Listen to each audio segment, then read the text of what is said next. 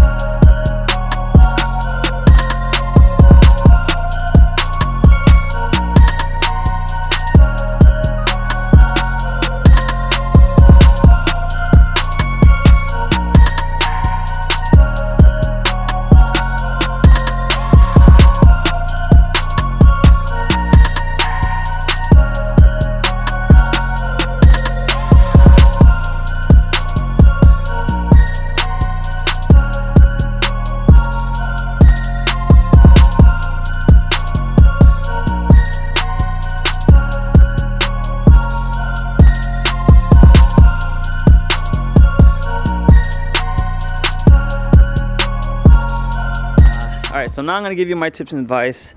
Of course, this is my personal opinion. If you want to take the advice, it's up to you, but I think that these are very helpful, especially when looking for one. Alright, so my first tip is to check if the car was previously modified or if it's actually stock. A lot of people will actually revert these back to stock after they've been modified to pretty much get more money out of it.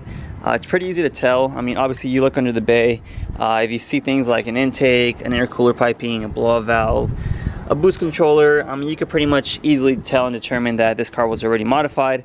Some people will actually take the time and take all this out and go back to stock.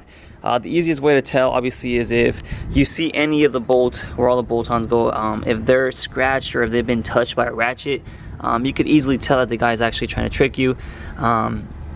Another way to check is if the radiator fins, obviously this is aftermarket, but the stock ones too, you could check, see if the radiator fins have been touched. If they have, it's pretty obvious to say that the car used to have another turbo. It might have been bigger. I mean, you never know. The guy might have like a big turbo on it.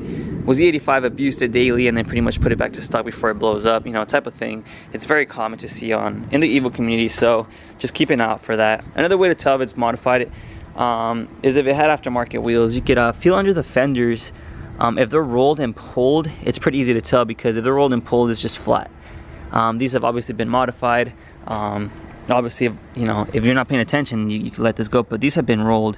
They're just pretty much flat, just to fit the bigger diameter wheel. They might have stock wheels on there, but just check that. If they're rolled and pulled, the car probably had bigger wheels on it, so just keep that in mind. Next tip and advice for this car, I would actually invest in a Carfax report. It's only worth a couple dollars, and it's worth a lot because it's very common. It's actually pretty easy to pretty much change out clusters in these cars. A lot of people will actually put a low mile cluster on here with lower miles, just to increase the value, because obviously the lower the miles, the more the car is worth. But with the 8s and 9s, you can expect these things to pretty much be up there in the miles already. You're looking at like from 90 to like 140,000 miles, which is pretty common. You got to consider that these are made in 2003, 2004, 05, and 06. You know, they're 10 years old plus now at this point, so it's very common. And some people think it's crazy that these cars hold their value at such high mileage and age, but you got to consider supply and demand. That there's not that many out there, there's not many for sale, and a lot of people want them. Here's a quick tip: you do want to check. Here's the VIN number in the car to start off with. So that's the original VIN number, and then you want to just go ahead and go back and check all the body panels in the car and make sure that they all match. So these are the fenders, the hood's right here, You could check the doors, you could check the trunk, you could pretty much check if the whole car's complete and if it still has the original pieces. It's pretty common for someone to swap out fenders, hoods and stuff and have them just repainted, just to hide the fact that the car was in a crash or something. But you obviously want to check the frame, make sure there's no body damage, you know, stuff like that. Any type of scratch in the engine bay. You do want to ask the previous owner how the maintenance was. Obviously they might lie to you, and if you do buy a car like this, highly suggest the first thing you ever do, get an oil change done, do all the fluids. I'm talking diff, transfer case, transmission, engine, you know, coolant. Just have it all done. Do a boost leak test, and if you can, take it to a shop to have a compression test, leak down, just to be extra safe. Make sure that the numbers are good. Now, when test driving the car, the first thing you want to do obviously is just insert the key and just make sure that the car sounds right when you're starting it. Let's see, it started here, right here. When you drive it, make sure that the operating temperature is good. Make sure that the miles work. Make sure that if you have an Evo, if it's an 05 or 06, make sure it only has one light, because if all three turn on, there's something wrong with the ACD system. Check if it had gauges. Usually they have like a wiring mess back here. Aftermarket stereo. This one's already modified, so you guys kind of have an idea. The next thing you guys want to check is you want to come outside and you want to check for exhaust fumes. Obviously this is normal, there's nothing wrong with it, but if you do see any type of like gray, blue, white type of smoke, you know, it might have a blown turbo, it might have a bad head gasket, it might just, you know, be burning oil. So you do want to check that. Obviously you do want to test drive the car, make sure the suspension feels solid. It might be on coilovers, it might be on springs, it might be on stock suspension. So let me turn off the car real quick because it makes a lot of noise. And I have a turbo timer. You could also check for those. Usually people hide them back here. Just quickly check and make sure that there's no turbo timer in there. When you're out there driving it, you want to feel the clutch pedal first of all. Mine's a little stiffer is because it's an ACT clutch, it's a little heavier. The Evo stock clutches are really, really soft, just like any other car, and you'll be able to determine if the clutch was replaced or not. This is an Evo 9 steering wheel. The Evo 8 are just like this, except this portion is silver. If you see a variation in colors, let's say if you're looking at Evo 9 and it has this in silver, the steering wheel has been changed, which is a red flag. It probably means that the airbag went off or something, or you know, something's going on there. Also for the interior pieces, this is the Evo 9 interior. They come with stock Recaros. These are all black, just for the Evo 9, unless you get the SSL package, which is the sound, sunroof, and leather. So they come with leather seats, they come with a sunroof. This is obviously a GSR, it's just a regular model. And the back seats are also black.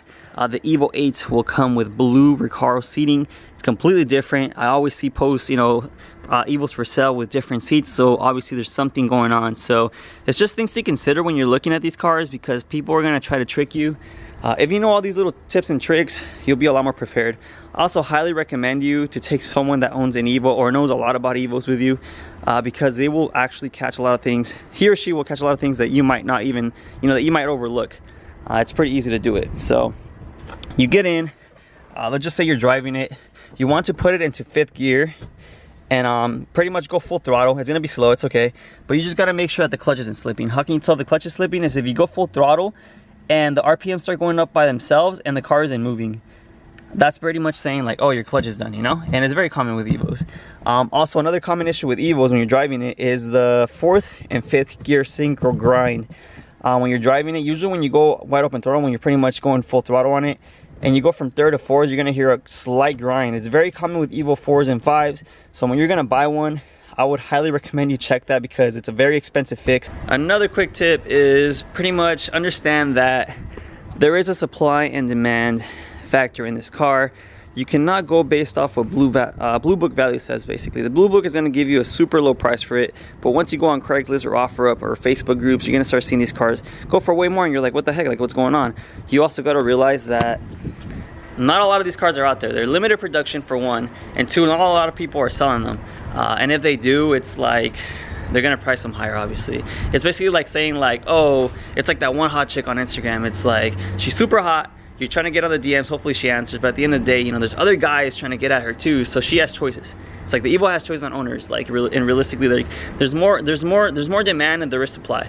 So that's what you gotta understand, that's why these cars are worth a lot of money. There's not that many out there, a lot of people want them, and of course they don't want to pay the price. I'm gonna sit down because I'm obviously moving around too much, sorry guys. But anyways, back on demand, I'm actually gonna tell you guys a quick story. So I used to work at this one place like 3 years ago, and there was this girl there called Jennifer. I hate her guts, and trust me, I get along with people really well. I'm super chill, and especially with girls, you know. But I just, for some reason, I always like disliked her. She was always rude. She was always like saying some stupid stuff, and I'm just like, whatever.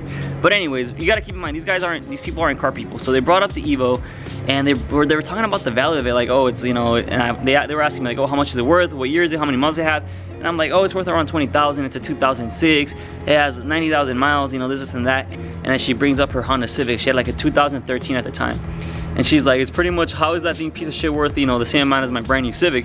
And I was like, you gotta understand that a Honda Civic is mass produced when the 2006 Evo 9 was only made for 1 year. Like, supply and demand. Like, I guess you didn't understand basic economics. So anyways, fuck you, Jennifer. But you gotta understand that, like, I pretty much showed her, like I went on Craigslist, I went on OfferUp, and I showed her like all the Evos that were for sale. First of all, there wasn't that many. There was like 3 or 4 for sale, and they were all worth over $20,000. And I was like, what's up? Like, so you were saying? What I'm trying to say is basically you can't price these cars based on how you price other cars, based on miles, based on condition, this and that. I mean, yeah, you could apply it, but you gotta understand they're limited production. There's not that many, and when you try to look for one for sale, you're barely finding these. So the guys that are selling them kind of have the choice, and like if they want to sell it for more, they can. Realistically, like, you don't really have a choice.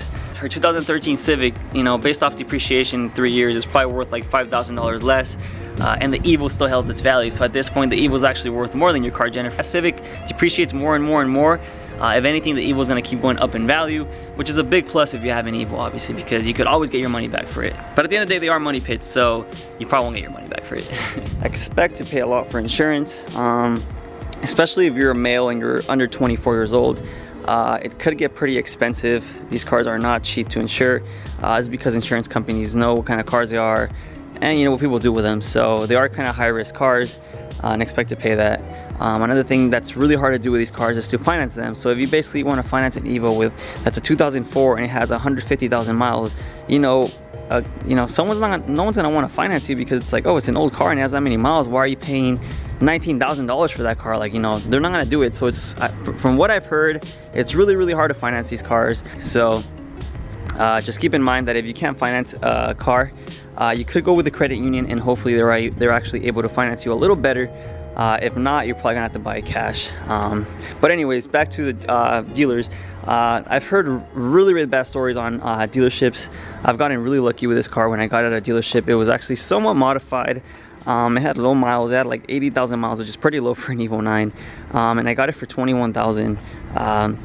It was in really good condition, had a clean Carfax. I checked everything over, and I accepted the fact that it might, something might be wrong with it, and I was okay. I took that risk, and the car has been great to me the last 4 years, and I have no complaints. But I have heard horror stories of people getting them at dealers and pretty much, getting them with like switched out clusters, the Carfax being bad, and that's why I highly advise with getting a Carfax done and just checking everything over and making sure that the car is legit. If you don't, you will pay a heavy price later, and it's really not worth it, because these cars are very expensive to maintain, modify, and keep running basically. So in conclusion, hopefully you guys like the tips and advice. Hopefully you guys use it. Hopefully you guys can, buy your first Evo. Trust me, they're great cars. I've loved it. I'm never selling it. I've had it for 4 years. It feels like a go-kart. It's super quick. It handles really well. A lot of people love it, and trust me, it stands out in traffic. Like, you don't really see cars like this on the street. So, and trust me, they're only gonna get more expensive. So if you want to get one now, I would actually jump the bullet, or pull the trigger, whatever you say, however you say it, and just get one. It's worth it. And if anything, you could always resell it for pretty much the same price and get your money back. So anyways, hopefully you guys enjoyed the video. Remember to like, comment, subscribe, because there will be more videos on the Evo. It's super stock. I mean, we still gotta modify it. So it's gonna be a fun journey with this car. Hopefully you guys stick around, and I'll see you on the next one. Listen.